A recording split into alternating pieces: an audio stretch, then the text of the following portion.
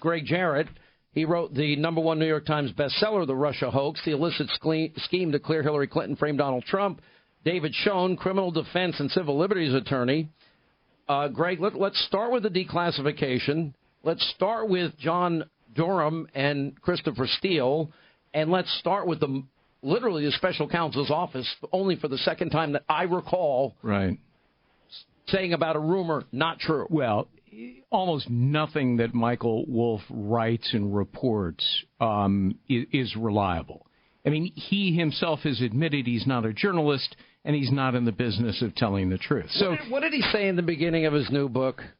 Remember, he's made the comment, something to the effect, some of this might not be true. And then the media went nuts. He's a fiction writer. Yes. And it should be sold under the category of pure fiction, detective novel type stuff. So why anybody would ever buy Michael Wolff's book is really beyond me. But I will say this about Christopher Steele and his refusal to cooperate. If I were his lawyer, that's the advice I would give him, because he lied to the FBI, and he got fired for lying to the FBI. Now, that's a crime. It doesn't matter if you're a citizen of Great Britain or not. You've committed a crime against the government of the United States. He's in legal jeopardy. We could and should seek his extradition. Now, the Brits probably wouldn't do it, but you might be able to strike a deal. Wait a minute. Why would the Brits maybe give Assange over? Now, it's interesting to watch on the media side, if Assange was not involved in the stealing, right, and we have the Pentagon Papers case, which if you're not involved in either a conspiracy, have any knowledge of where the information comes from, you still, a 6-3 real famous landmark decision, sure, you're still allowed to print it. Right. Okay, if Assange didn't conspire to do this, would that be dangerous? Now, even the New York Times is worried about that. Well, there's two separate things here. First of all, the Trump-Russia case, the hacking of emails of the DNC and other Clinton campaign people. That's completely separate from the charges he's facing, which is helping Chelsea Manning break a passcode to access national security information that has nothing whatsoever to do with Trump-Russia investigation or the Clinton campaign. Separate matter. Completely separate matter. Now, the law does not protect you, even if you're a journalist, if you help steal information. It's theft. It's jeopardizing national security. If Assange did that, he should be prosecuted. If he's simply the recipient of information, he's protected. It's interesting, though, to watch, David, and I know this is an area of law that you really care about, to see these editors scared to death because they want to publish all their anonymous sources like they've been lying to us and selling conspiracy theories for the last 2 years.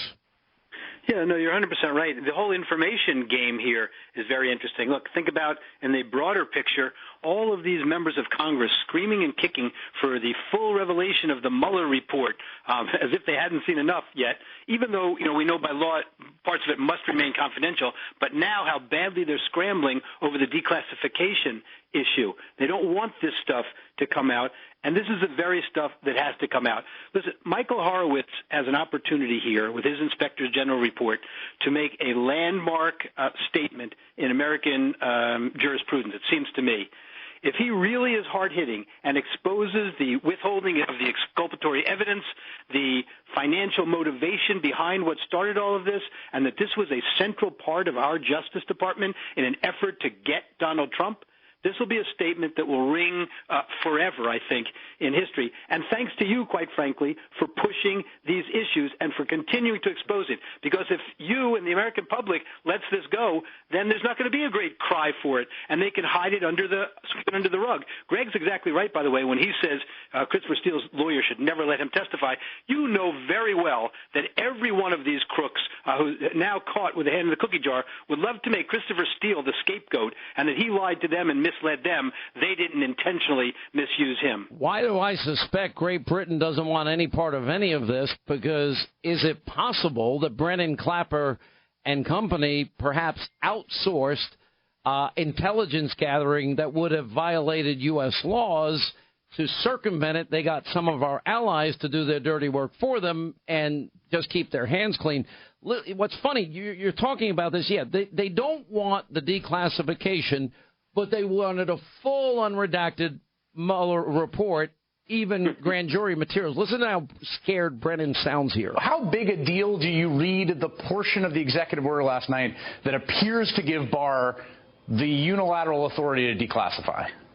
Well, I see it as a very, very serious and outrageous move on the part of Mr. Trump, once again, trampling upon the statutory authorities of the Director of National Intelligence and the heads of the independent intelligence agencies. And it's unclear to me what Mr. Barr actually is going to do. Is he investigating a crime? Well, what's the predication of that crime? Or is he just going to be looking for information? I think, as you rightly pointed out at the top, that Mr. Trump can just give to some of his defenders on the right. And cherry-pick information that could be taken out of context. But I think more fundamentally, the concern is that very, very precious and sensitive sources and methods of the United States intelligence community, as well as our partners and allies abroad, those who share this sensitive information with us, is Mr. Barr, who doesn't have an understanding of the equities involved, is he just going to release information that he deems appropriate for Mr. Trump's defense? So this is very serious, and I know that my former colleagues in the intelligence agencies are looking upon this with great concern and worry. I think David's right, Greg, because they wanted the full Mueller report, even the grand jury information. Now it's like, this is dangerous. We can't get to the real information that, well, may expose things we did. People like Brennan. Think about how scary a thing Mr. Brennan just said. He's relegating to the realm of just helping Donald Trump and in his defense things like withholding exculpatory evidence. This man was in charge of an intelligence agency, and he sees that as a procedural nicety, that you could go after somebody and not reveal that you had exculpatory evidence that would have exonerated that person, would have undercut your source. That's the kind of person we had in charge of an intelligence agency. Shocking. And we just heard Brennan lie to the American people about the law. And he well knows the law. The president is the ultimate authority on declassification and classification. And I would be the first person to say, never release sources and methods. Right. But nobody's going to. No, and the president wouldn't. But that's not what he's afraid of. No, of course. He's afraid of the content.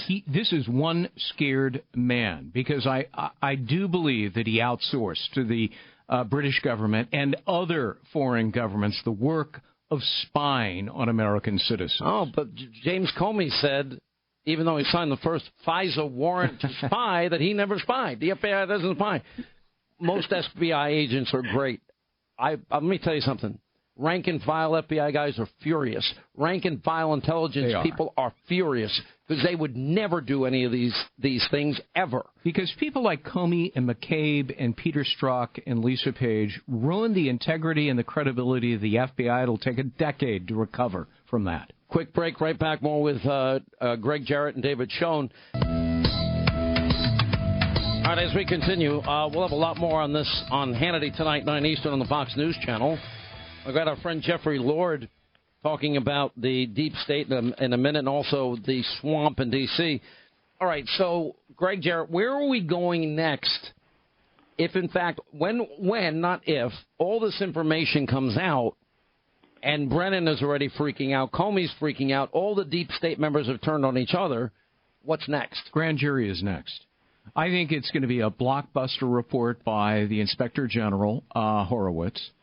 And just on FISA alone, I do not see how it is possible legally not to have a criminal referral by IG to William Barr, who will then make the decision, do we present this to a grand jury? And I think he must. Is there any chance John Durham already has a grand jury convened? I don't know the answer to that. Maybe, maybe not. But I think soon, if not already, there will be one. Thoughts, David Schoen? Yeah, I mean, I echo those. I hope that the IG's report will be a blockbuster. As again, it can be a landmark document. I worry whenever we're dealing with government officials if they sort of pull punches.